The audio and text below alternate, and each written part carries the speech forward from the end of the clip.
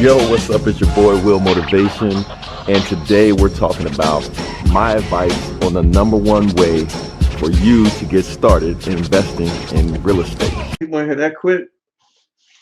What's up? Tiaga, Diana, ¿qué haces?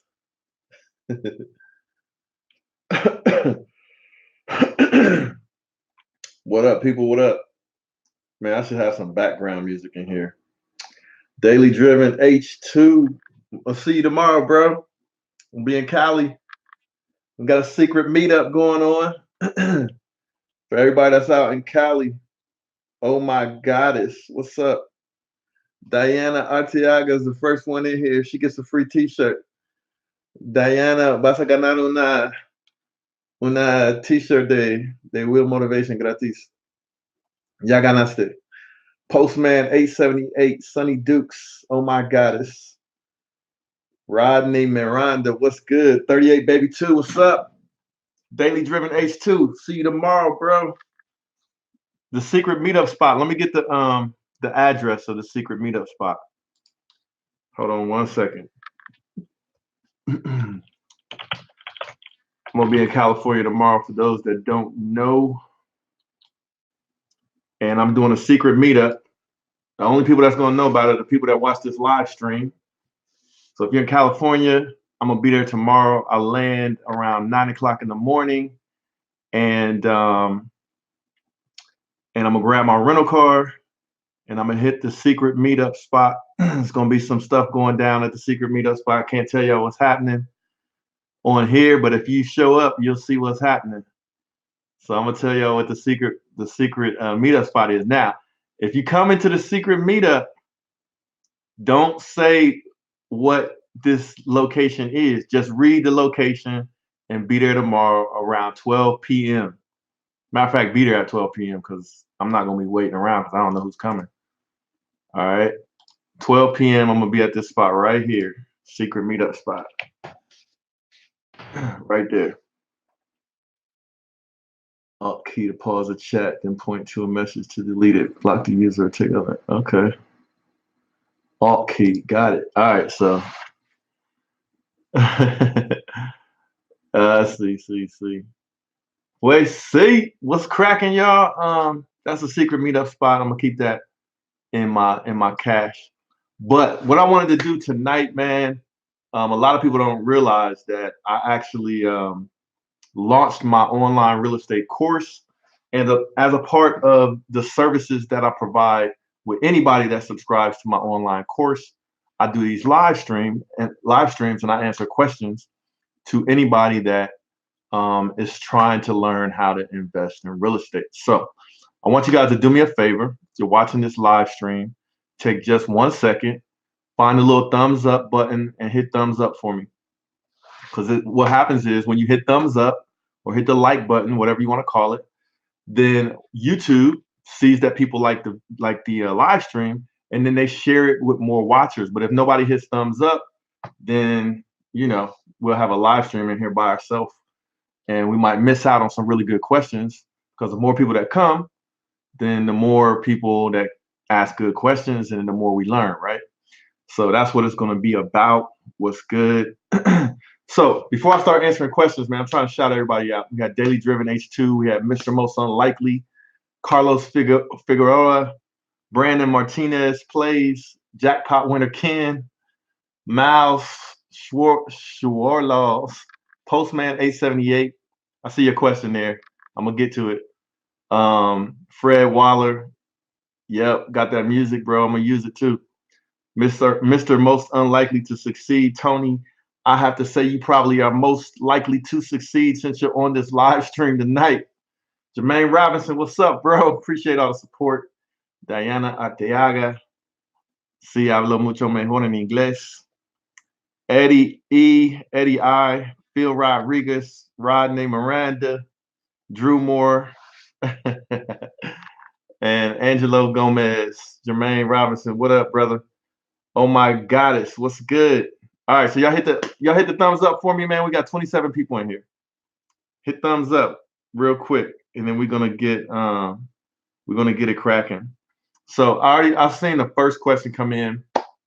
What I want to do is I want to share some knowledge with you guys about investing in real estate. I want to answer your questions.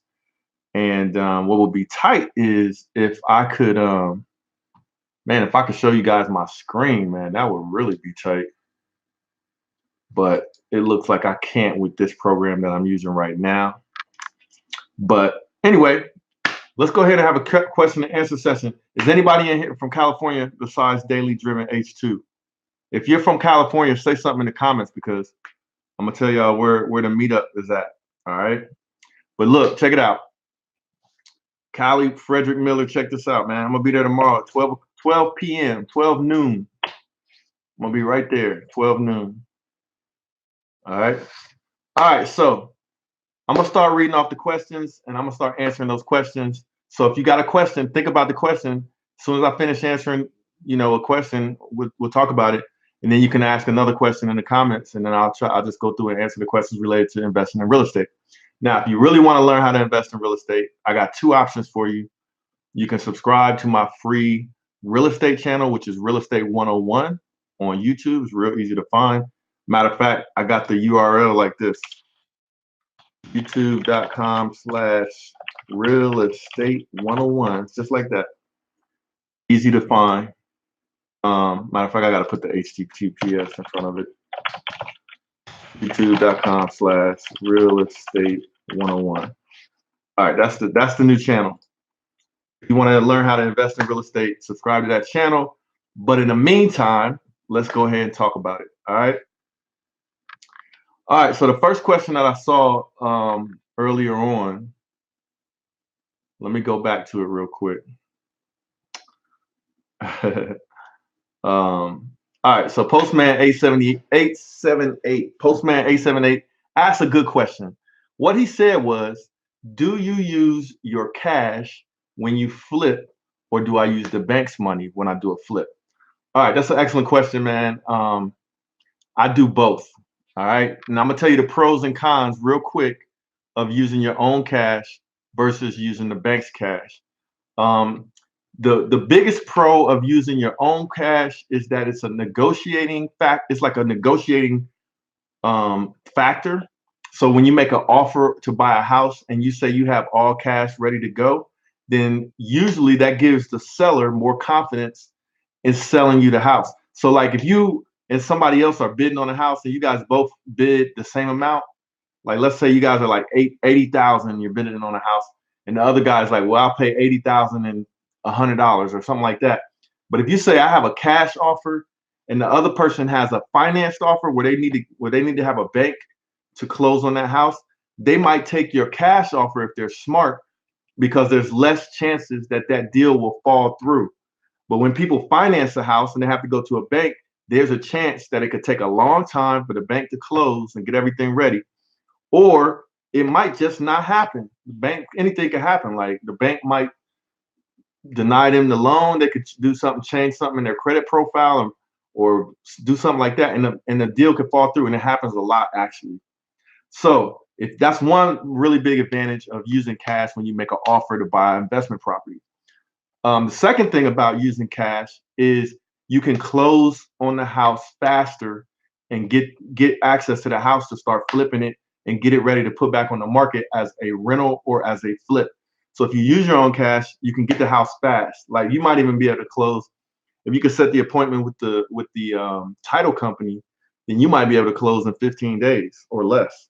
You know what I'm saying? If you got cash, because all you're going to do is transfer the cash out of your bank account. You're going to wire it into a title company escrow account. Basically, it's their bank account. They hold it. And then you guys sit at the table and sign all the paperwork to have the title transferred over into your name to own that house and the deed and everything.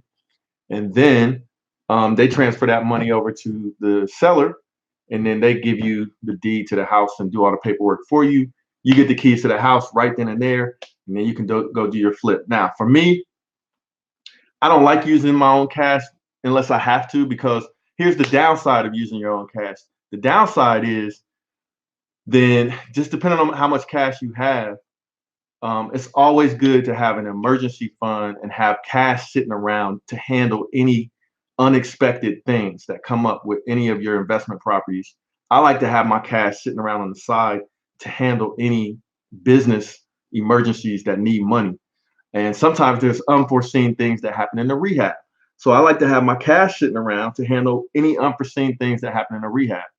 Okay, so I prefer, if I can, to get away with it, I'll go to the bank and just tell them, lend me the money because it's pretty cheap, like relatively speaking. If you do a flip and it takes you 90 days or 3 months to do a flip, you're only paying interest to the bank for 3 months. And you're only paying for the bank that I use, I only pay about $500 to do the paperwork and close. So it's it's super cheap for me to go to the bank and get a loan for 90 days. Because then the interest that I'm paying every month is in the hundreds of dollars, maybe. And you pay that 3 months, it's not that much. And then in the meantime, I gotta have all of my money, my cash sitting around on the side to do my rehab. Like I usually finance my rehabs and the down payment myself, but then I get the bank to give me 80% of the money, unless it's a cheap house. Like if it's a house that's only like 25,000 or $35,000 house, or even 50,000, I might just use my own cash or the business's cash. But if it's like 100,000 or more, then I usually will get a bank to partner with me so I can have my cash in on the side. So that's the answer to that question. Now I'm looking for the next question, and welcome to everybody that has jumped into this live stream talking about investing in real estate. And if you're from Cali, let's do a little timeout. If you're from Cali, I'm going to be there tomorrow in Los Angeles, and I'm going to be in Valencia for a secret meetup. And if you want to come meet Will Motivation and see what I'm doing out in Cali, because I'm not going to announce it until later on. I might not announce it for another month or two, but I'm going to be right here tomorrow. Right? If you're in Cali, check that out. And I'll be there tomorrow at 12 o'clock noon. I'm flying in. All right. All right. So if you're in Cali, shout yourself out. And then if you got questions related to real estate, let's go. I'm getting a little bit hot, man. Hold on. Take this hoodie off real quick. Now, hold on. Bear with me, man. Let me take this hoodie off.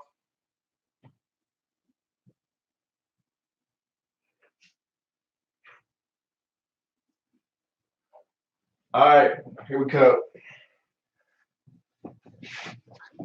All right, yo. Let's go. All right. So what are we talking about here? We're talking about investing in real estate. We're talking about the secret meetup tomorrow in California, the LA area, Valencia area. I will be there at 12 noon. Thanks to everyone that has joined this live stream. I'm going to just answer questions. We'll have a good time talking about investing in real estate. Don't forget, I have a new real estate channel. The channel is youtube.com/real estate 101, the number 101.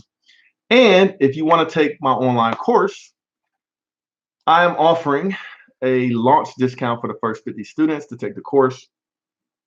And I'll give you guys a link to that right here if you're interested in taking my online real estate course. So it's willmotivation.com/invest. And if you use that URL, it'll actually take you to the discount, the discounted version of the course. You get 40% off and makes it very affordable for those of you that want to learn how to invest in real estate. Now, if you don't have the money for the course, that's cool.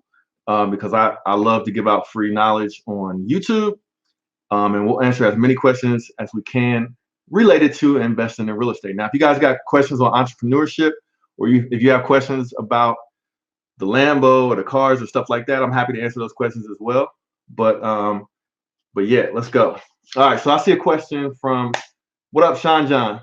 I see Sean John is in here. Here's the location for tomorrow at 12 noon. That's where I'm gonna be at. All right, so let me answer this super chat real quick. What's up, buddy? Hi, Tommy. Tommy, what's up, bro? I appreciate the super chat, man. I didn't know if you had a question or what, but I'm gonna look out for it. All right, so I'm scrolling down from the top to bottom, man. I appreciate the love with the super chat. And if you got a question and you put it on super chat, I can see it and I can answer it a little bit faster, but I don't require anybody to do that, so it's cool. All right, so Jermaine Robinson said, what do I think about investing in commercial real estate such as real estate investment trusts, REITs. So I have one commercial real estate investment property, potentially two. I have a property that is currently residential, and the zoning department asked me if I wanted to turn that property into a commercial property, and I declined because the taxes get higher when you have commercial property, and I was renting a place out, and I didn't have a different kind of business that I needed to put in there. So I kept that residential and I had it as an Airbnb. Now I didn't tell them it was Airbnb. I just told them I was renting it out. But then I also have an office space. So I have an office condo where I run my business, and it's a commercial investment property. So I'm gonna tell you what I think about commercial real estate compared to residential real estate. And I prefer investing in residential single family homes followed by condos. Like I like single family homes more than I like condos. Reason being, you appreciate more. The value of the homes appreciate faster with single family homes than condos, and usually they appreciate faster than commercial real estate. The issue with commercial real estate is you have a limited number of buyers. Like you got a limited number of people that want to buy an office space. So the values usually don't skyrocket, at least not where I am. They don't usually skyrocket and grow as fast as residential, because with residential, you got you might have 1 million people in an area that either have to rent or they have to buy something. So that gives you options to be able to leverage that property. You can leverage it as a rental, or you could sell it and flip it, make some money, right? But with commercial, you can do the same thing. You can rent out commercial and you can sell commercial, but depending on where you are, there might not be a hot market for like a whole lot of small businesses or even large businesses that need commercial property. So, however, there are people that are in the real estate game at a higher level than I am that are making a lot of money in commercial real estate. It's just that you have to have a lot of money to be able to invest, and you got to know what you're doing. So it's not like it can't be guesswork. So for example, you want to get a commercial real estate property and you want to flip it. You might have to have hundreds of thousands of your own money, or you might have to go get hundreds of thousands, if not millions of dollars to secure a good property. Then you got to hold it. So you got carrying costs. You got to pay the monthly expenses on a mortgage or whatever until you're able to flip it. And so you got to have a lot of money to play in that space to be able to move around and make serious money with commercial investment properties.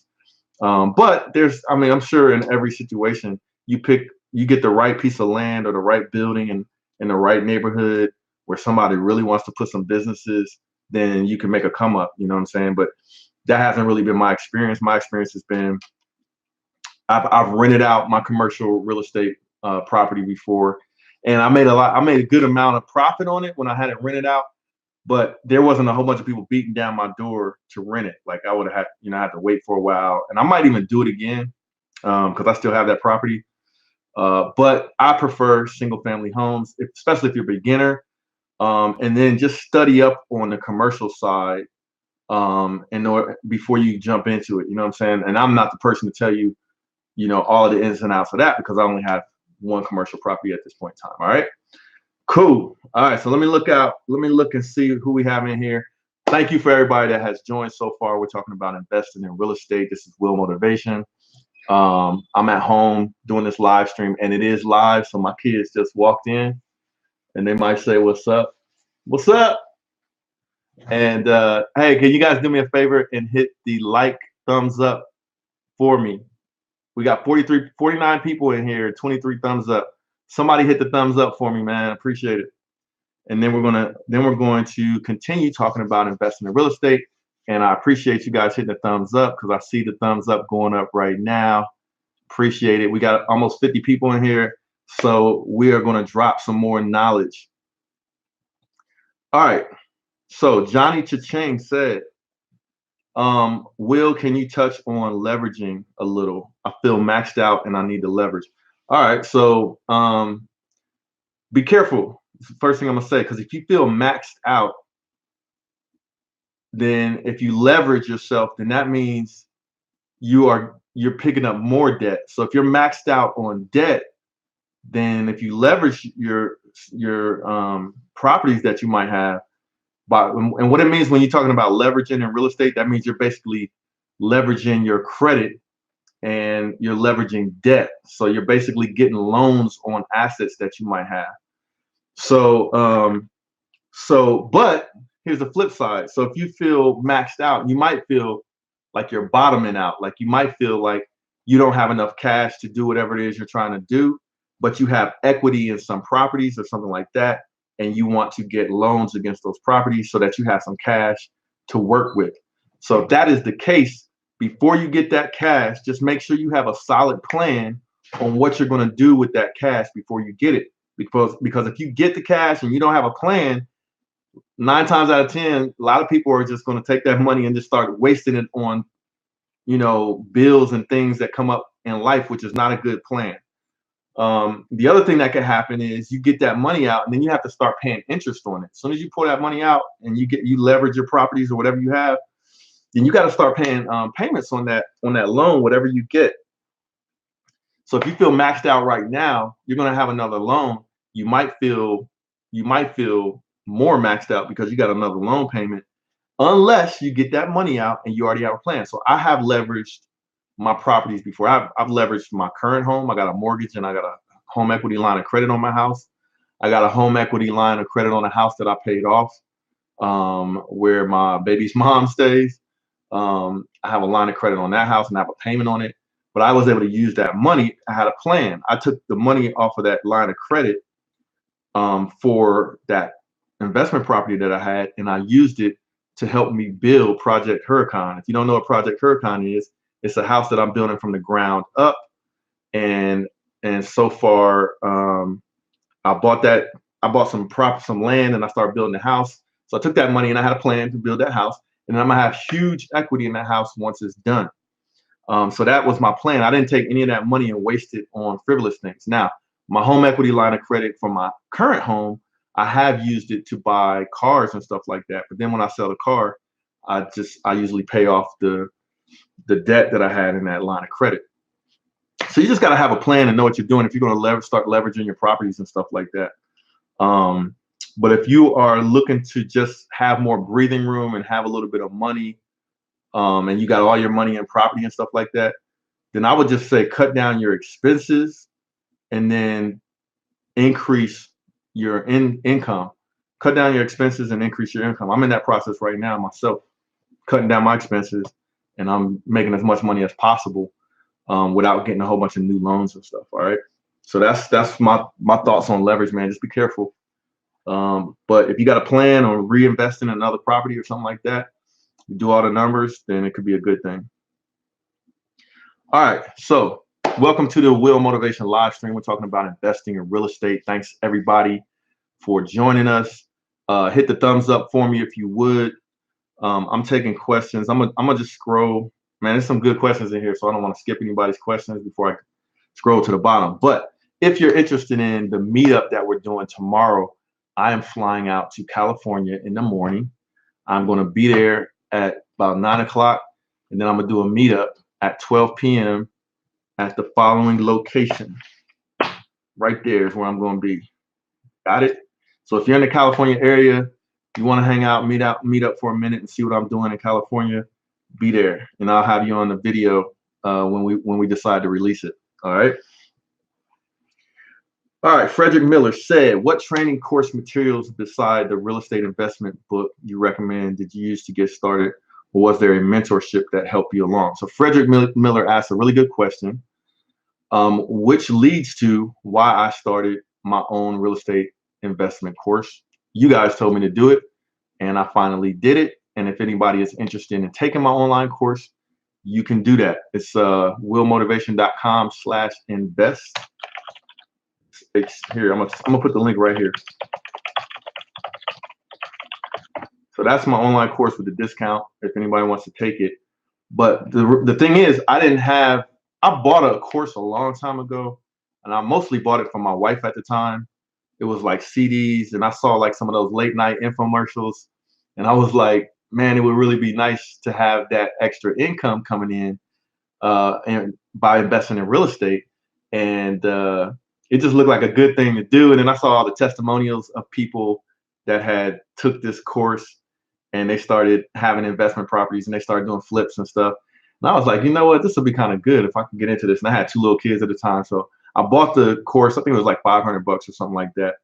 And to be honest, I never read it. I wanted my wife at the time, my ex-wife now, I wanted her to take the course and let her do it, and I could keep making the money at the day, the 9 to 5. But anyway, I bought that and it just collected dust. I put it under the bed and we never read it. But I had this seed in my mind that investing in real estate would be a good thing. And I used to walk around the neighborhood and I used to think, it'd be nice to maybe own some of these houses in this neighborhood at some point. And it was just a thought. That's why I always say be careful of the thoughts that you put in your head, because they can actually turn into reality if that's what you think and that's what you want. So no, I didn't have a course that I took. I did read a lot of books. I read that the Millionaire Real Estate Investor book by Keller Williams. And I read a few other little books here and there. I listened to a lot of audio CDs to teach myself. And then I just jumped in. Now, the advantage that I had is that I had been running a business prior to that for at least 10 years. All right. So I had 10 years of business experience. So when I got into real estate, I kind of knew at least how to run a business. I knew how to set up a business. I knew how to manage my bank accounts. I knew how to invest money, manage money, and move stuff around. Okay. So that was my advantage, but I didn't know anything about investing in real estate other than what I read in books. And I taught myself how to do it successfully. And I have so far not lost money on any of my deals. Every property that I sold it for a profit or more than what I bought it for. And then every property that I have rented out is either paid off, collecting rental income, or I might have a mortgage on it. And but I'm in the green. I'm making profit every month off of those rental properties. So I taught myself. I'm somewhat conservative, so I teach that in my online course. But yeah. So when I started talking about real estate on my channel, a lot of people started asking me, do I have an online course? And I did not. But after enough, you guys started asking me that. I said, okay, I'll make an online course. So if anybody wants to take it, you feel free to take it. I just put the link up. But if you don't have the money for it or you don't want to take it, whatever, that's cool. What I did is I started a real estate channel on YouTube. It's called Real Estate 101. All right. And I do these live streams to answer questions. So let's go to the next question. So that was Frederick Miller's question. I didn't have mentorship either. I had one friend of mine that I went to high school with that put me on to, he showed me what banks he used to get money to do his investments and the fact that they were local. But I analyzed it and realized that local banks are easier to work with. And I put that kind of knowledge in my course and stuff. So, but I didn't really have a mentor, no. I tried to get a mentor, but I wasn't all that successful doing it. All right, so Sean Leggett, and we got a couple of super chats in here. I didn't see them. It's funny. All right, so let me answer these super chats. Realistic said, what age would you suggest Black men have kids? Man, I don't know if it's necessarily an age, but I would say for any man, Black, white, Latino, Asian, or whatever, I suggest that you have your finances and stuff in order. You have your education and you have a career and you have the ability to support an entire family before you start having kids. That you make enough money to support a wife or a girlfriend, you make enough money to support a kid, one or more kids by yourself before you have kids. You can't be expecting y'all's combined income, you and your wife or you and your girlfriend's income to cover you. I'm not comfortable unless I can cover the whole thing, because when the woman goes and has the kids, she ain't gonna be able to work. So so I don't know if it's an age thing as much as it is, having some money saved up, maybe having a house or some type of investments, and having your education and being on a career path to be able to provide a living, provide a home and a family or whatever to support a family. So that's what I would say. And that just goes for anybody, Black, white, Latino, Asian, or anybody. That's my thing. Now, it doesn't always happen like that, of course. So people got to hustle, but do what you got to do. Sean Leggett said, I live in New Albany. Do I accept flip proposals? Absolutely. I always, no matter what, will listen to a proposal for somebody that has found a property. But the thing about um, having a flip proposal or even a rental proposal, you want to propose something to a investor. I put a whole section in my online course related to um, being able to present deals to other people. And the thing that you have to know how to do before you can present a deal to an investor is you have to know how to break down the numbers for a flip and break down the numbers for a rental. And it's not that complicated, but you got to have that stuff organized, because if you bring me a property and you say, I have this house at 123 Shady Lane, and the house costs 100,000, and I think we can make 120,000 or something, or 150,000, or even 200. If you say this, what you think we can make? Now, I might look at you and look at the deal and maybe look at the neighborhood real quick. But if you don't have all of the rest of the numbers for, how much money you can make and how much the rehab is going to cost, what's wrong with the house, how much the comparable houses are worth in the neighborhood, all of the details that you need to be able to evaluate a property. If you don't have that, then you're going to have a hard time getting an investor to pay attention to you, because you might be wasting my time if you don't even know how to evaluate if something is a good deal or not. So if you can't, because you might as well bring every single house to me on realtor.com if you don't know what you're doing, right? So I can't listen to you if you can't show me the numbers. But if you come to me and show me, look, I can get this house for 100 grand. Houses of that same size and specification, like rooms and bathrooms and stuff, are going for 250, but I can get this house for 100,000.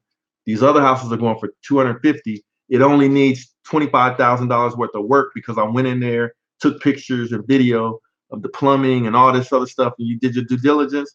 And then you say, look, if you partner with me, bring in the money for this deal, we stand to make $125,000 at the end of the day, and we could split it. Then I'm gonna be like, all right, let me look at your numbers. I'm gonna verify your numbers and give my own opinion on it.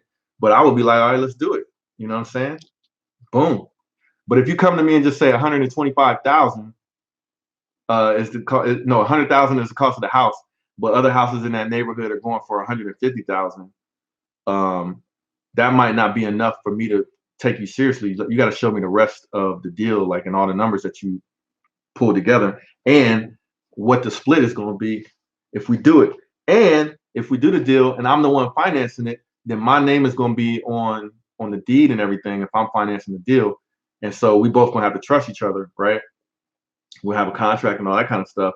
But if you mess up, right, if you're doing the rehab and all of the stuff, once I come up with the money, if you mess up, then I got to take over. That means I'm about to put my own money into the rehab, and I'm going to have to finish it.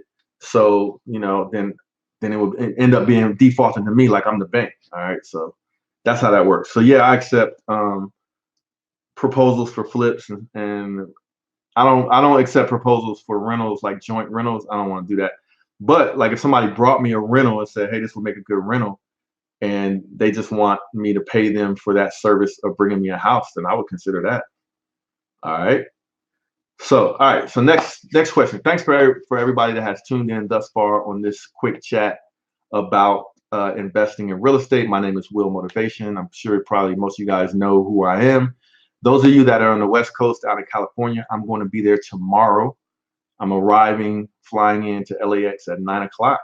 And then I'm heading over to this following address. So if you're going to be in that area at 12 p.m., I'm going to that address. And we're going to handle some business over there, check some things out. And if you guys want to see what's going on, you could be there. And you can hang out and see what's going on. It's going to be real interesting, all right? So let me get to the next question.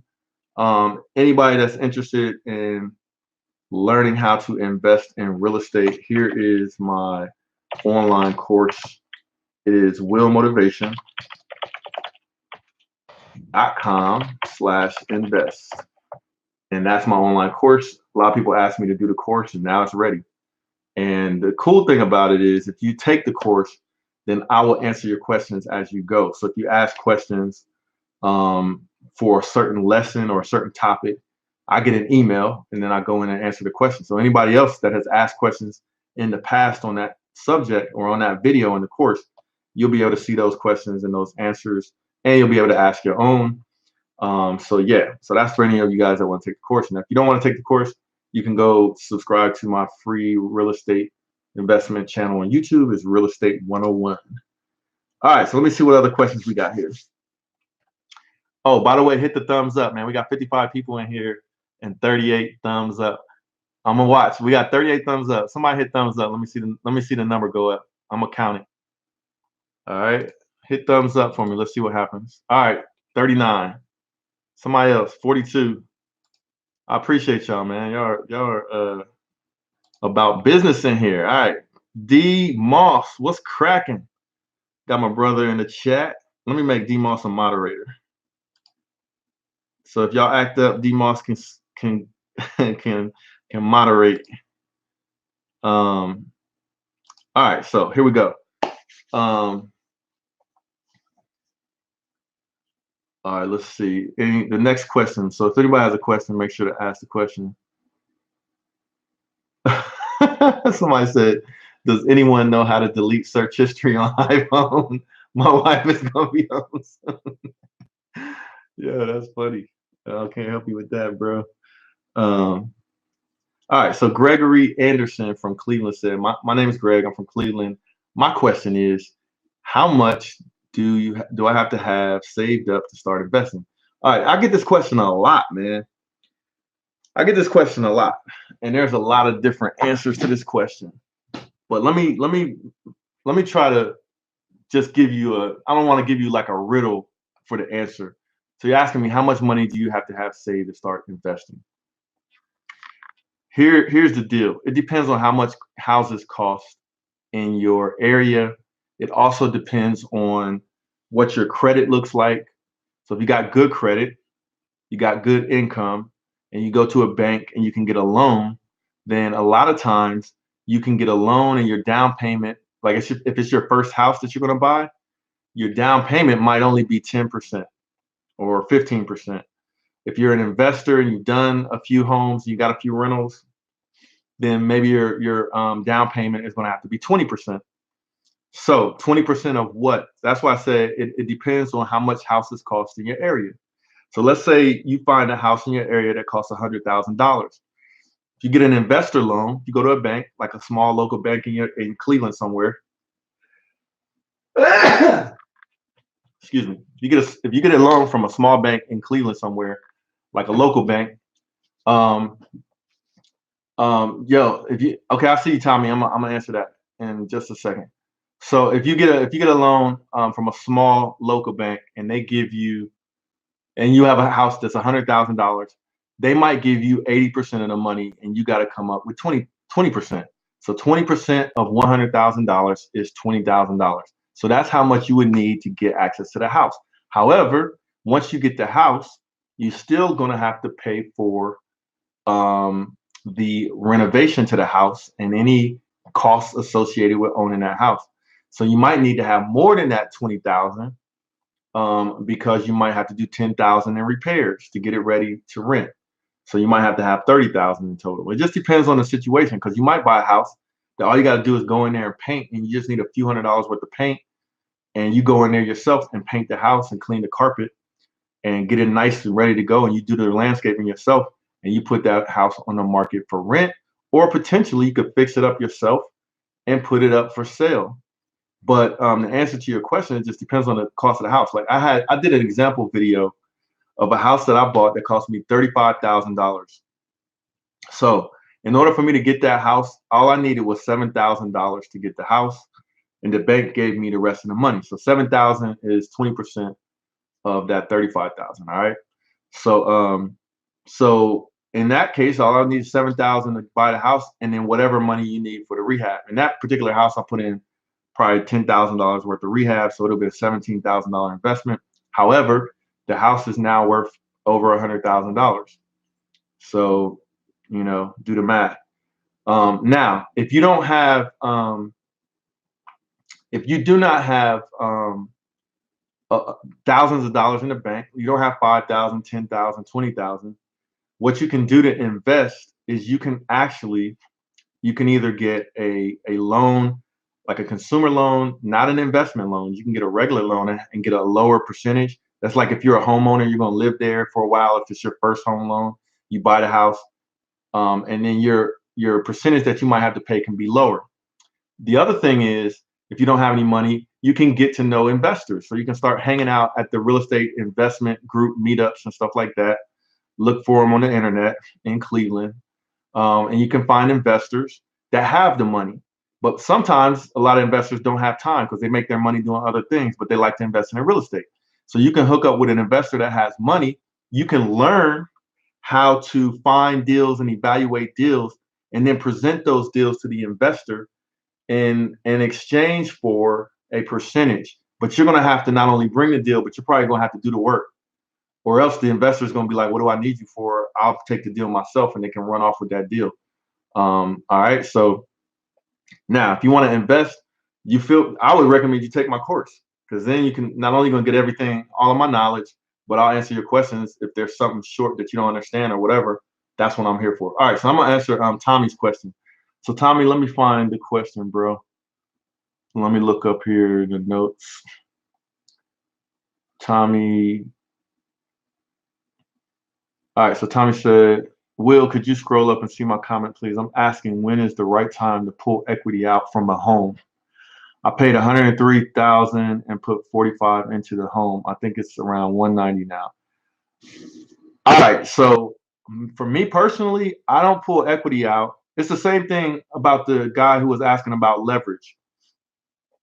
I'm not going to pull the money out unless I need it and I have a plan for the money. However, if you think the value of the homes are gonna plummet, then maybe you do want to pull the equity out before the value of the home goes down. Because if it goes down, you're only going to be able to pull out from the equity that you have in the house. So if it's worth 190 now and the market takes a turn and goes down and nobody wants to buy houses, then maybe it goes from 190 to 160, and then you only have a few $1,000s in equity. So you wouldn't be able to pull anything out. But if you took the equity out now, you could get it. But I don't like doing that unless I have a plan for the money. Because if you just spend the money on anything, then it's gone. It could be gone. So I like to put money into stuff like other houses. Like if you got a plan to buy another house, then yeah, you could pull the equity out. Now the other thing you could do is you could get a home equity line of credit and just have that available to you when you're ready to pull the trigger on another property. You know what I'm saying? So that's an option. But remember, when you pull that money out, that's debt, man. That's straight up debt that you owe. So I would say be careful pulling stuff out unless you have a plan to acquire other property, or something that's going to make your net worth go up when you pull that money out. Okay. So just be careful with that. I've gotten a couple of lines of credit and I have leveraged some properties to buy other property, but I never really brought money out or got a mortgage on a house to buy, something frivolous that was going to go down dramatically in value. I have bought cars with money that I pulled out, but usually when I buy a car, I can sell the car later, get the money back, and then pay off that loan that I got. So I might lose a few thousand, but nothing. I'm not going to burn the money away. You know what I'm saying? So that's my advice to you, bro, on that. All right. All right. So those of you that have tuned in, this is Will Motivation. We're talking about investing in real estate. I'm going to talk another 15 minutes, or I'm going to answer questions another 15 minutes. If you're interested in investing in real estate and you do not want to buy my online course, then go ahead and subscribe to my YouTube channel, which is Real Estate 101, which is youtube.com/real estate 101, just like that. And if you want to invest in learning from me in my online course, the course is here's the URL right here, and this is a discount code: motivation.com/invest. So that is the discount code for investing in real estate. My course. All right. And Tommy, thanks, bro. And you know you don't have to do that, bro. You don't have to do the super chat. I'll answer your questions, bro. All right, so he said it's to remodel my second property when I buy it. It's making 1,800 a month profit right now. Okay, yeah. If you're, I mean, as long as you're in a good spot, man, and you're not gonna compromise yourself being able to pay that additional mortgage, then just do the numbers, man, before you make the moves. Like, what's your additional payment going to be? How much money you're going to be making? How long is it going to take before you make that extra money? And just make sure you're good, so that, like, a lot of times what happens with people, they don't manage their money right. Like, they get into investing in real estate, but they're not being careful with the worst case scenario that could come up. So a lot of people got into real estate and they were buying properties, and they had a few properties, and then the market crashed and they panicked because nobody wanted to buy houses and they couldn't get more loans. And maybe their money was tight and they weren't taking care of their properties, and they just were letting their homes go instead of fixing their homes, keeping their homes nice, and just renting them out, and then looking for more property to buy when the market is low. When the market crashes, don't panic. Like, if the market ever goes way down, then you should be getting hungry like a fox, like a wolf. You should be like, oh yeah, like let it get all the way down, like let it bottom out, because that's when millionaires are made. Like, that's when, like, people who are rich or getting ready to be rich or already super wealthy, when the real estate market crashes, they get happy because they're gonna be like, I'm gonna buy the whole block, I'm gonna buy this whole neighborhood. And then when it comes back, because it's usually, if you're in a healthy city, it's going to come back. And then they become millionaires over, the course of a few years. You know what I'm saying? So that's some food for thought. What's the fastest way to get the most money from a rental? The fastest way is to make that rental super nice and make it the nicest rental in that neighborhood. You're going to be competing with other rentals. So make your rental the nicest. So it has nice carpet, nice flooring, it has fresh paint, it has the trim painted in the most modern color, which is usually just white. All the doors and the trim look nice. In the kitchen, you might have some granite, you might have stainless steel appliances, you might have brand new looking light fixtures and all that stuff that doesn't really cost all that much money, but you make it super nice, and then you charge the most rent for it. That's the fastest way to get the most money from a rental. You charge the most rent. The way you justify charging the most rent is having your house to be the nicest. That's been my strategy, and it works. Now, if you own a rental in a place where there's not a whole lot of demand for a rental, then it's just going to be more competitive for you. And I would say just look to get a rental in a competitive market where there's a lot of people that need housing. You know what I'm saying? And that's how you can make quick rental money. All right, what type of rental property is best to build on 5,000 square feet of land? What kind of rental property? I mean, you could do a multi-family property. Like, most people will say a multi-family property, like a apartment building, or, condos, row home condos or something like that. Because you can get more, streams of income from multiple families being in those different houses, and you can maximize that space. But that's easier said than done. But if you have the finances and the connections and everything to make that happen, then a multifamily probably would be best. But it sort of also depends on the area, like the neighborhood. What other kind of houses are in that area? All right. So this is for Donovan Matthew that I'm talking about.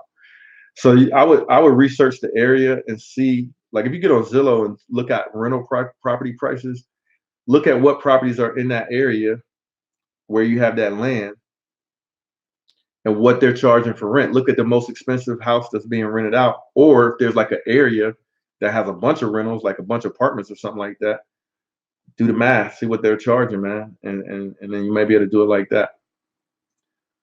All right. Luis Reyes, how to look for single family home and know it's a good deal as soon as you walk in the property. That's a good question, man. He said, how to look for single family homes and know that it's a good deal as soon as you walk in the property. You're not going to believe my answer to this question. You ready?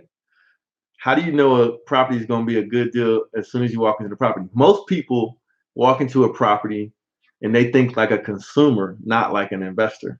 A consumer walks into a property and they look around and they smell what it smells like. If it smells like brownies and cookies just got done cooking, then they're happy. If it smells like fresh potpourri and beautiful smells of Febreze, and it looks like a brand new house or something like that, then consumers start getting excited. And an investor, like when I walk into a house that's super nice like that, then I'm almost usually walking right out because I'm thinking to myself, it's not going to be a good deal because there's going to be too much consumer interest in buying that house. So it's going to make the price of the house too high. Now, when I go in a house and it's beat up and there's holes in the walls, it stinks because the pets peed on the carpet and crapped on the carpet everywhere. And I go in the basement, and usually you gotta be careful in the basement though. I don't usually like messing around with basements that got jacked up foundations. I don't mess with a whole lot of that. Stomach hurt. Hold on, my kids tapped into my TV. But I don't mess with a whole lot of properties that have a mess up foundation. Like I don't mess with that. But a property that has plumbing issues, they can be expensive, but it can scare other people away. I got a lot of good deals that fell out of contract because they failed plumbing inspection, or they failed that the AC unit doesn't work, or they failed because the water tank doesn't work, and stupid stuff like that. Then when you walk into a house and you see problems like the AC unit is missing, somebody stole the copper out of the all of the pipes in the basement. Most people don't know how to deal with that, or it stinks real bad because of pets. That's when you walk in the house, and that's when you're like, as an investor, you think, all right, maybe this is going to be a good deal because it's going to scare away all the consumers and the people that, you know what I'm saying, the people that are retail minded. It's going to scare them away. So that's when you walk into a house, and hopefully, if there's not a whole lot of investor competition, it'll be beat up enough that you can get a good deal and do your numbers and know how, you spend a few $1,000s fixing everything, that you can still come out way ahead.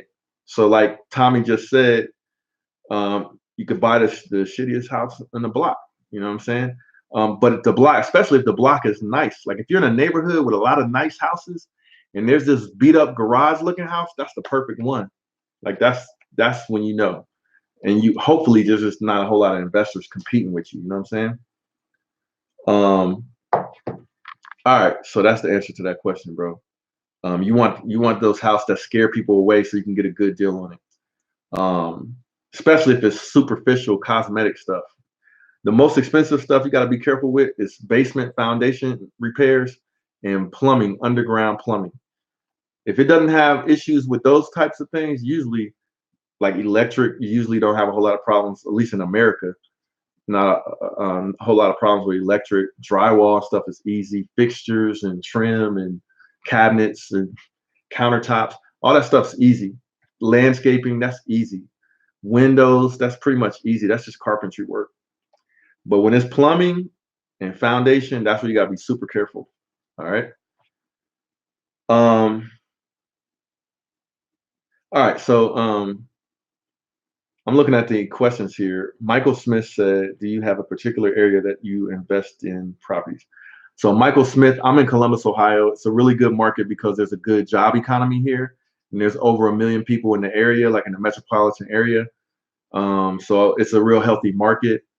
And the real estate, you almost can't go wrong unless you go right into the worst area, the worst stagnant area of the city. I prefer to invest close to where I live because I'm familiar with the zip code and what's going on here. And I know like no time soon is there going to be a mass exodus from this side of town. So I'm comfortable investing in my side of town in Columbus, Ohio. So that's my thing. And, so I know I'm familiar with it. I suggest people invest in areas that they're familiar with because you can predict what's going to happen a little bit easier. And Marvin said, "Are there any discount codes for my real estate course?" The answer is yes. It's automatic if you use this link right here. http://willmotivation.com/invest. We'll give you an automatic 40% discount for the people that are on the live stream and the first 50 students to take my course. That's the discount code if you use that URL. All right. So let me go to the next question. James Williams said, would you recommend a new build to become a rental, or would you prefer to flip it? So, hey, James, if you're not watching my channel, watch my series on Project Huracan. It's a new build that I'm building right now. And I'm going through the process of determining, is it better to be a rental or a flip? Now, I'm going to make the final determination when it's done and look at the numbers of flipping it and look at the numbers of renting it. The biggest downside to flipping a new build is the taxes that you'll have to pay on that final amount that you sell the house for. That's the biggest downside of flipping a new build, because you got expenses building that new house and you should be able to write those expenses off. Now, it depends on how your accountant does your account. Like, I have an accountant that does my taxes and my bookkeeping and stuff. So they try to help me out so that I don't get no surprise tax bills. But if I was doing it, then I know I'll be writing all of those expenses off as they come. And then when I make that sale, if I flipped it, man, I'll be paying a lot of taxes on that new build. So I would prefer to rent it out for a long time until maybe, I don't know how long you keep a house. You don't have to pay as much taxes, but yeah, you just got to be careful with the taxes when you flip. But you just do the numbers at the end, bro, or at the beginning and the end. But see, it took me so long to build this house. The market has changed from the time I built the house. When I started it, the house would have been worth about 180,000. And looks like when I finish it, it's going to be worth 280,000. And I'm not joking. And I bought that land to build that house for $5,000. And it's cost me so far probably 140,000, 150,000. All right, so there you go. All right, so where are we? Johnny Cha-ching, he said, Big Will, when did you feel like you were ready to pull the trigger on your first Lambo? Did you have a specific amount of money in mind? That's a good question, man. Because that question has a lot to do with when I started my channel, because I couldn't justify spending that much money on a car for a long time, man. I had some really good years with my business, made some good money, but I was always taking the money and reinvesting it into my business again. So I was taking, almost all of the money and reinvesting it. So I could have took some of that money and not reinvested it, and I could have bought a Lambo or something, right? But I didn't feel comfortable doing that because I like to have my money working for me. And I'm not the business. My business does good year over year, but it's not guaranteed. Like, I don't have any super long-term contracts. Nothing is guaranteed for me. So I couldn't really justify buying a Lamborghini, not knowing what tomorrow brings with my business. But what happened was, when I had like the most money I ever had saved up with my business, I started to invest some of that money in real estate. Then when I invested a little bit of money in real estate, I got obsessed with learning how to make money with real estate. And I learned how to do rentals, and I learned how to do flips, and I learned how to take those initial properties that I bought and leverage them to buy more properties. And I bought as much properties as I could. And then I started doing flips. And then some of the flips that I had, or some of the properties that I bought, I made so much money off the flip that I was able to pay off the mortgages on some of the other properties that I kept as rental properties. So then I had these rental properties that some of them are paid off, some of them have mortgages, but they're making income every month. So when that happened, I had enough invested in real estate after doing those flips and having those rentals and stuff that I could justify buying a Lambo, because the properties are worth way more than the car. And the properties bring in enough net income to pay the car payment and pay all of their mortgages, including my own. So that's what it was for me to be able to justify buying a Lambo. But I never was buying a $100,000 car before I had the real estate. You could ask everybody in my crew. Now, I always bought cars. Like, the most I had bought up to the point I started getting investing in real estate was a Corvette. That was the most expensive car. Corvette, a GTR, and a BMW, but they all cost less than $70,000. All right, so I wasn't buying no Lambos and nothing like that. But when I started getting into the real estate, like I said, then I was like, okay, now I got enough going in that real estate business to justify the car. But I didn't want my main business to be paying for no cars and stuff like that because I still reinvest money into that business. I still have staff to pay. I got partnerships I got to pay percentages on. I have, to make sure I can support the real estate business if anything is to go wrong or whatever, or an opportunity pops up. So so it wasn't until I basically had the real estate going until I started buying Lamborghinis and stuff like that. And I started to learn about those cars and how much they're worth and their value, so that I don't lose a lot of money if I have to sell one. Like, for example, a lot of you guys saw the video I did where I just sold my Gallardo. I bought that Gallardo for like $90,000, and I sold it for more than I bought it for. Now, I'm not going to say how much more because the guy who bought it might sell it someday, and I don't know what he's thinking about that. So I'm not going to say how much more it was, but I didn't really lose any money on the price of the car. Now, I did pay taxes on the car, and I put some money into fixing it or whatever. So I ended up more or less breaking even. But I was able to buy the car and drive it and then get my money back and then take the money and pay off the loan or whatever and do whatever I got to do. You feel me? So that's like, you got to be smart. You got to be smart. You got to be careful. Always got to have insurance because if something happened to that car, you got to pay for it. All right. So Mighty Lord Gang said, Will, have you ever done real estate wholesaling before? And is it good for starting investors? Short answer to the question is yes, it is good. It can be good for starting investors. You just got to make sure that it's legal in the city or state that you're in. You got to make sure you know what the laws are about wholesaling, and just know what you're doing before you get into it. Now, I got a couple of chapters in my course, not chapters, but videos that I did specifically talking about how wholesaling works. But you just got to be careful because every local city might have different rules with the realtors and stuff, because wholesaling is somewhat competitive to realtors. And so realtors are a big group of people that lobby, and they don't want that kind of competition. So depending on where you're at, you might have some issues doing wholesaling. But if you don't know what wholesaling is, it's basically getting a contract on a house that you might have discovered or negotiated a purchase price with a seller, and you get a contract on the house. You might not have the money, probably don't have the money to buy a house, but you basically say in the contract that, look, I'm going to get a buyer for this house or this contract. You may or may not tell them. That's the other thing about wholesaling. It just depends on how you do it, right? But once you have that contract on that house for, like, let's say it's 30 days or 60 days or whatever it is to close, and then you might have a contract to buy a house for 100,000, and you think it's worth 125. Then you go out and you have a list of investors that you work with. And you say, hey, I got this house contract, wholesale it. Y'all can check out the house, but I want 125,000 for it. And all the investors look at the house, and then if they buy it for 125,000, you can basically take your interest out of the title, basically sign the title over to them or sign a contract over to them, and then the investor can buy the house for 125, and you keep 25,000, and the original seller gets 100,000. So sometimes the sellers don't like that.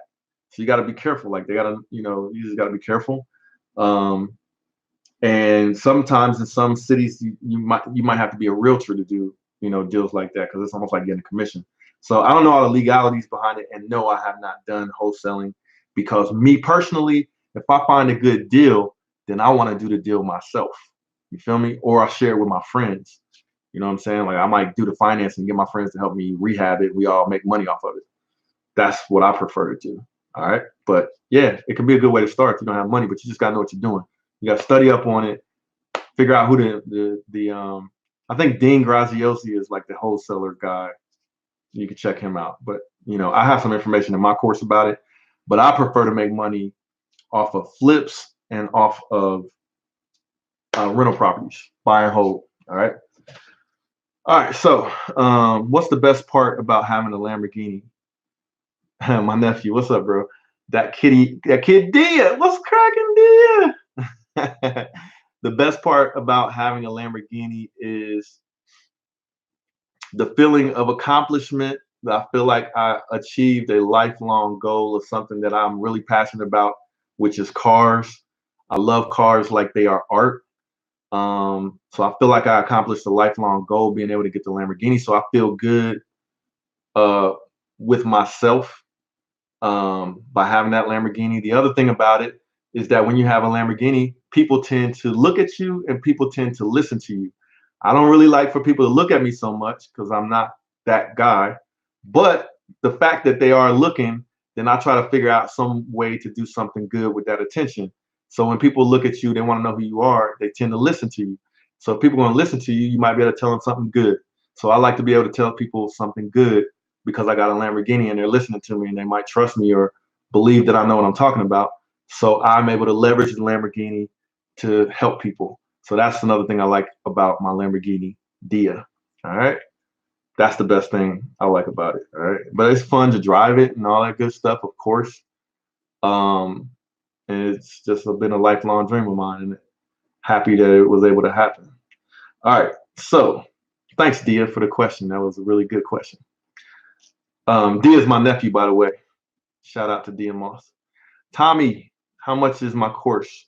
Tommy, the course is normally $495, but for those people in the live stream and my first 50 students, the course is $297, I believe. I got 40% off. So if you go to willmotivation.com/invest, that'll redirect you to the course with the discount. All right. Which type of properties should be avoided, meaning cost-wise as well as fix-up wise? Me personally, I always avoid two type of properties, but this doesn't have to be everybody because you could learn how to make money off these properties that I'm gonna talk about. But I avoid properties that are super old, that have old house problems. Like a lot of times on HGTV in Canada, they flip houses in Canada or they rehab houses in Canada and they have knob and tube wiring. That's just because the houses are super old and they use that faulty electric wiring and dangerous electric wiring. I stay away from super old houses because there's more unknowns. And I also stay away from neighborhoods that I don't see them coming back anytime soon. Because then you have less options. If you buy a house in a bad neighborhood that's not coming back anytime soon, then you might be stuck with that house and you can't sell it and you have to rent it. And then you're only going to be able to rent to people that are willing to live in that neighborhood. So I stay away from houses that are in neighborhoods where it's hard to rent the house or sell it, period. So, and mileage may vary. So it just depends on, what you think good. But now there's other people making plenty of money on Section 8 in low income housing neighborhoods. So, and they're getting good money. It's just not me. I'm not comfortable with it. I've been investing for a while now and I'm getting more comfortable doing different things, but that's my thing. So that's the answer to your question, Carl. Just Callie, what's up, Will? Would you consider getting a Farragut? What is that? I don't know what that is. Somebody tell me, what is a Farragut? Oh, a Ferrari. I guess that was a typo. Would I consider getting a Ferrari? Yeah, I would consider getting a Ferrari now. Not a new one. I would not buy a new Ferrari. No way. Like, let's say I had $100 million, maybe I would get a LaFerrari. Yeah, if I had $100 million, I would buy a LaFerrari. If I had less than that, probably not. So let me turn my lights up, see if this helps. All right, there. So I probably wouldn't buy a new one, but maybe a used one at some point. But they're so expensive, man. Like Ferraris are up there, and they're not. The value for what you get with the Ferrari is not as good as Lamborghini and Porsche and even McLaren.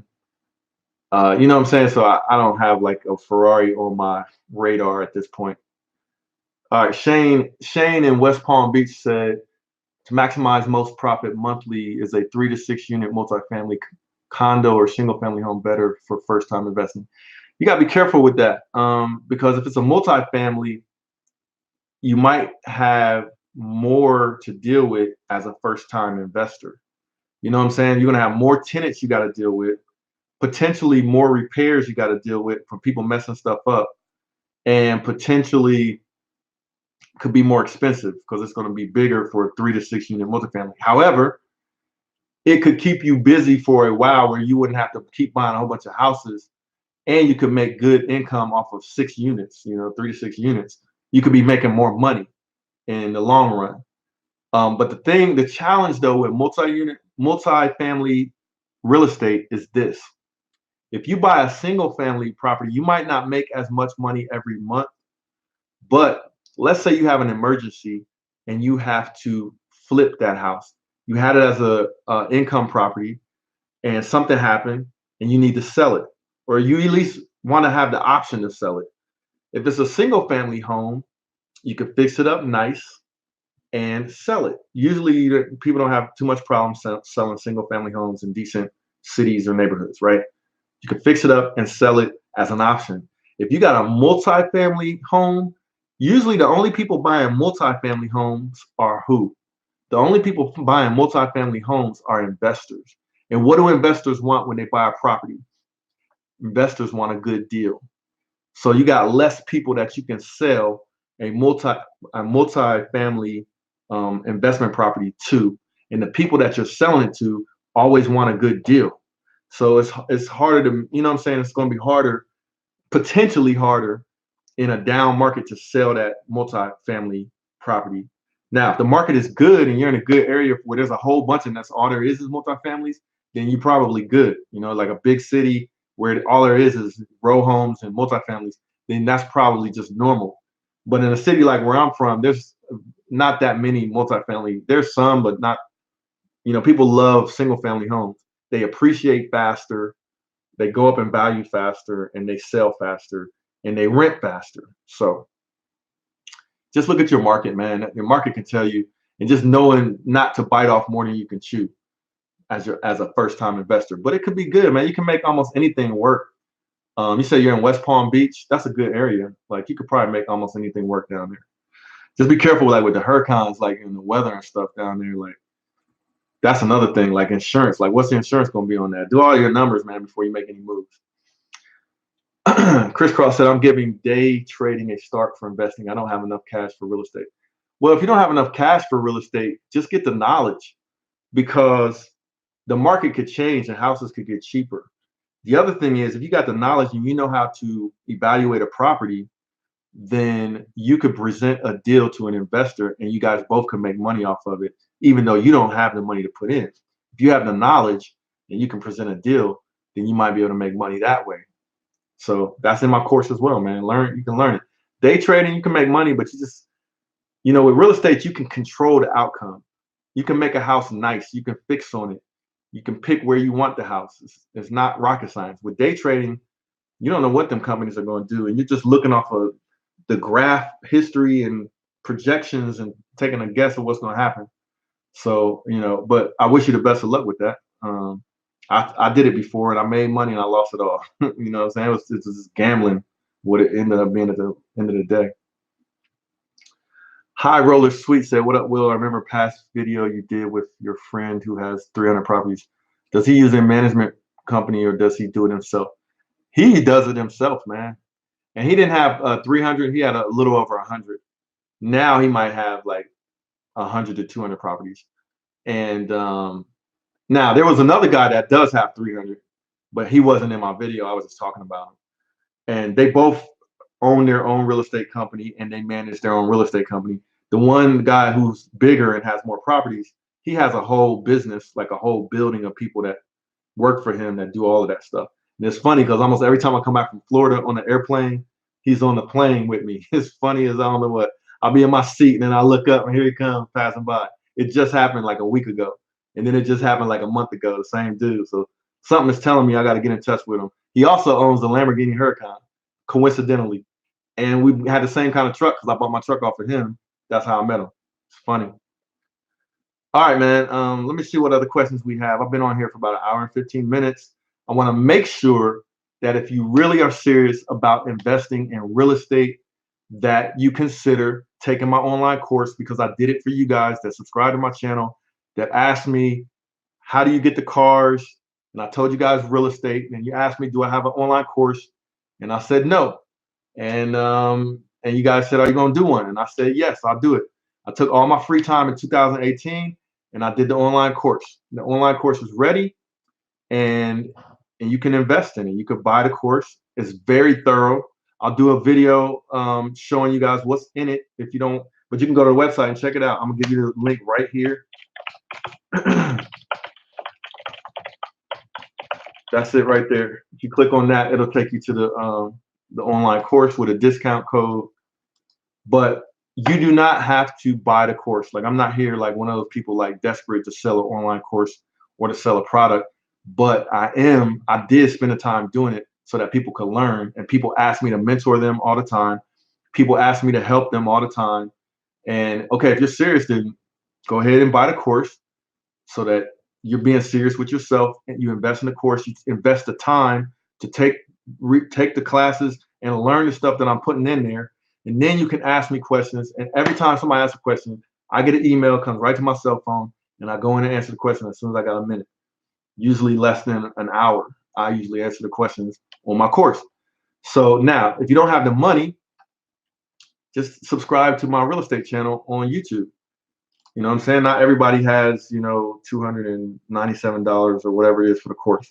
So if you don't have the money for the course, but you want to learn for now, in the meantime, go to this new channel I started, Real Estate 101. There it is right there. Now, if you're in California, I'm going to be there tomorrow. And I am going to be at this secret location at 12 p.m. If you want to be there and hang out and see what we got going on and be on the channel, I'm doing some video footage. I'll have you on the channel, and maybe we'll go get something to eat or something. All right, so that's where I'm gonna be at tomorrow at 12 p.m. California time in the LA area. All right, so let's see. Nick H is a $120,000 ranch rented for $1,300, a bad deal. All right, this is why I recommend you take the course, because I'll give you a spreadsheet that show you where you can put the numbers in to tell you if it's a good or bad deal. It depends on what the mortgage is going to look like. Like, what is your monthly payment on your mortgage? How much are the taxes you got to pay? How much are the homeowners association fees? How much is the insurance, right?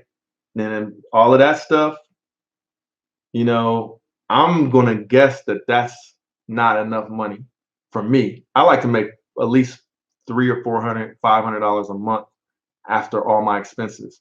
So my guess is $1,300 is barely going to be making that unless you got a long 30-year mortgage or something. You feel me? So, but then again, it could be close.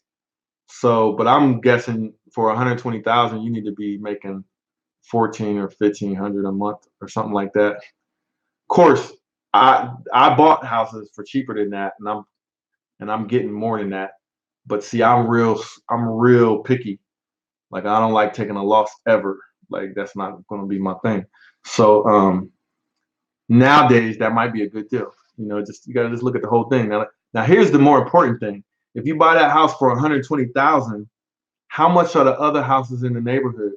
They better be 150 or something like that, so that if you have an emergency and you need to sell that house and you got it for 120, you don't take a loss if you sell it.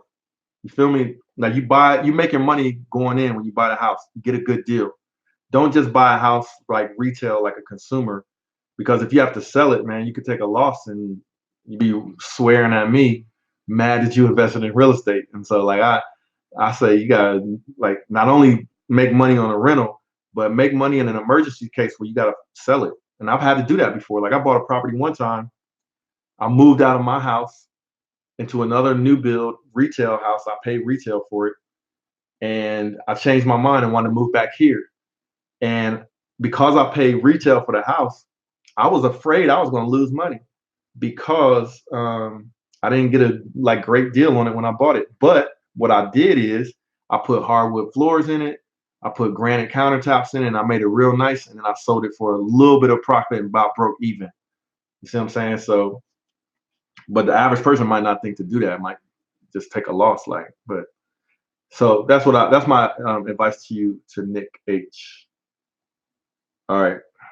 Ian Roberts said, "Can you still use 3% down per property for a conventional loan?" It just depends on the bank, man. You got to go talk to the banks.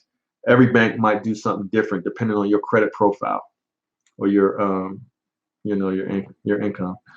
My email address is get@willmotivation.com, just like this. That's my email right there. All right. All right. I appreciate you guys jumping in on this live stream. There's some funny stuff in here. What's up, Agnostic Adams? What's good, brother? Oh, let me tell you guys too. Anybody is in the market for an Audi S3, I'm gonna sell my Audi S3 for 19,000. It's got 80,000 miles on it, and it's loaded. It has every feature on it. It's like the prestige model Audi S3 2015. I'm gonna sell it for 19,000. And you see this live stream, I'll sell it to you for 18,000. But I gotta sell it pretty quick, based on some stuff that I'm moving around and that I'm doing. We can talk about some more tomorrow if you're in California. All right. All right. So anybody got any last minute questions before I jump off of here? This is where I'm gonna be at tomorrow for anybody that's in California. 12 p.m. I'll be there. And I'll probably take this live stream down in 24 hours as well. All right.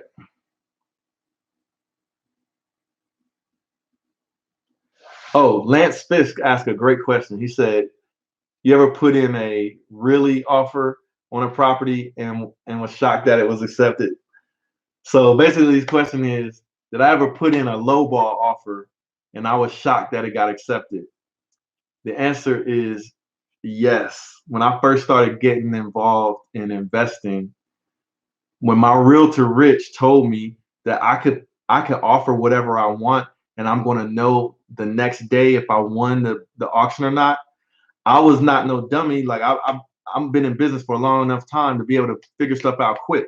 So the first thing I did was, when he told me that, I looked at how long the houses have been on the market for sale to see how much demand there is for those houses at the price that they were asking. And the houses have been there for a long period of time, and nobody was buying the houses. And the prices were already good prices. So I felt like I had nothing to lose by lowballing those houses, because I'm going to find out in 24 hours if my offer was accepted or not. And those houses are just, nobody's looking at buying them in no time soon anyway. So I have nothing to lose making a lowball offer. And it's nothing personal, because I was making the offer to HUD on auction foreclosed houses. Like it's not their houses personally. They just looking at the numbers and making a decision. So I made a bunch of lowball offers on all my first cribs that I bought.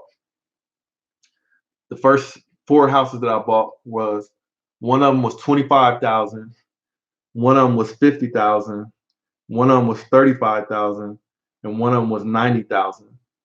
They all, when they were first bought, all of those houses were worth over $100,000 when they had been bought just a few years earlier. But because the market was down, I was lowballing them, and all of my offers got accepted the next day.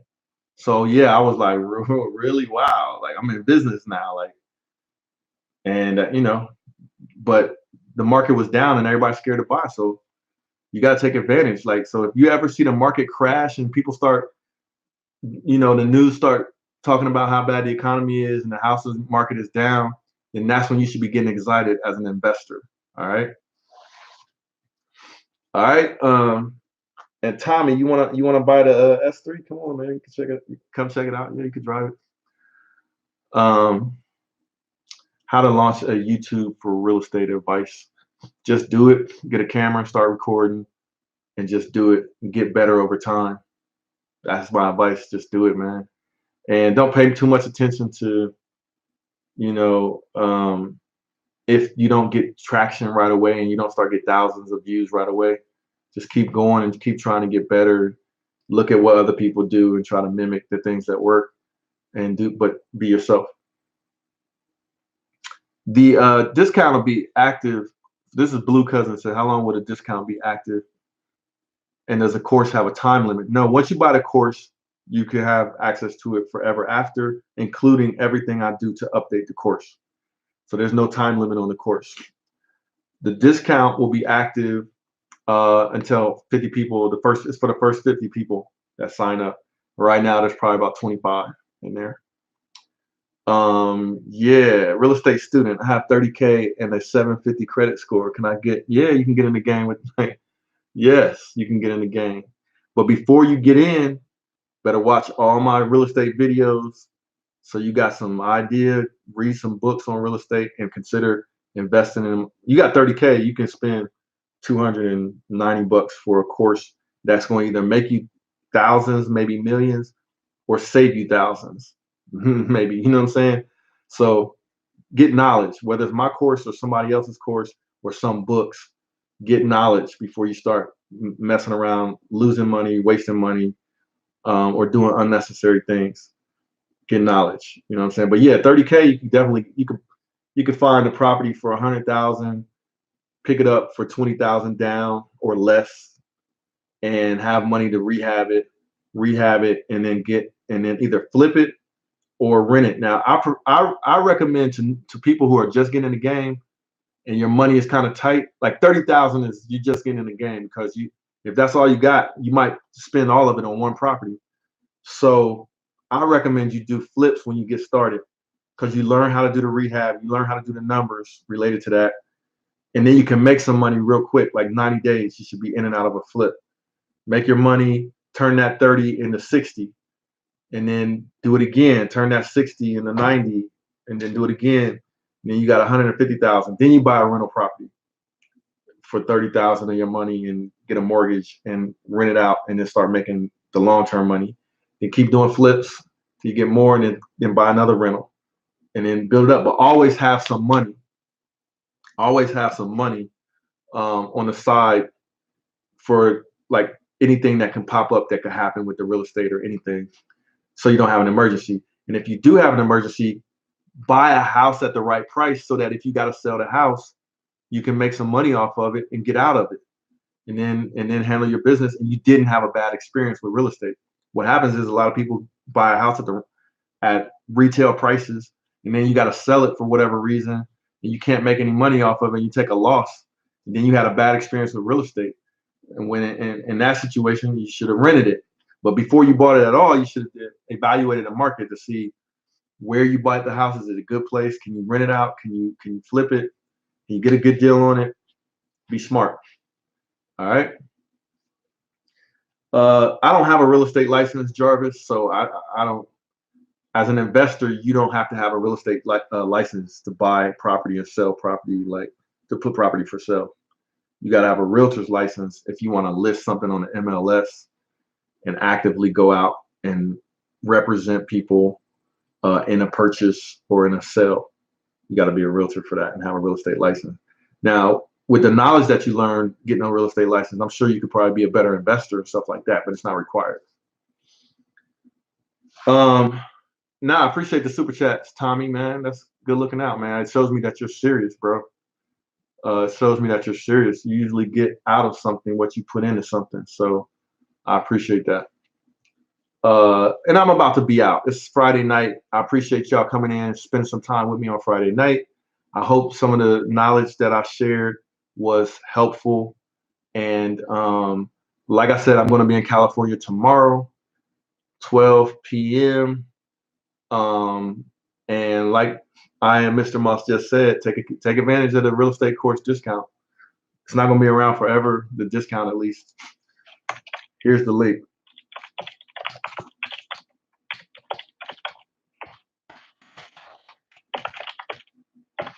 Hello.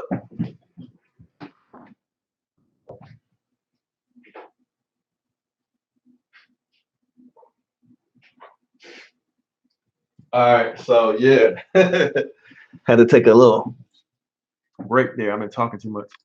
All right, so I appreciate y'all, and I love you guys. I appreciate you guys taking the time out to talk with me and learn a little bit and ask questions. And yeah, don't forget to like the video, subscribe to the channel if you have not already. If you're in California, I will be there tomorrow at 12 p.m. at the address that I keep posting right here. And I'm not going to say what's going on, but tomorrow, if you're there, you'll find out. You could be in the video, and it should be pretty cool. And I don't know, I might not release that video though for a while. Just wait for the right time. But anyway, I'll be out there tomorrow, and appreciate you guys staying tuned to the channel. And if you got any more real estate questions, just drop them in the comments. Make sure to subscribe to my Real Estate 101 channel. It's youtube.com/real estate 101, real easy. And if you want to invest in the course to learn more, just go to willmotivation.com/invest. Super easy. All right, I love y'all. Appreciate you guys, and enjoy your weekend. All right. Peace. Hey, I just wanted to say thanks for watching today's video. There's a lot more to come. Hit that like button for me and subscribe to my channel. A lot of you guys have been asking me about when is my online course going to be ready. Well, I have good news for you. My online course is completed. I'll put a link in the description of this video where you can click on that link and get a 40% discount off the course. That'll be for the first 50 students. So if you're ready to take the online course that I've basically laid out everything that I know about how to invest in real estate, click the link below or just go to www.willmotivation.com/invest. And thank you guys for taking the time out to watch today's video. Hope you learned something, and I'll see you in the next one. Peace.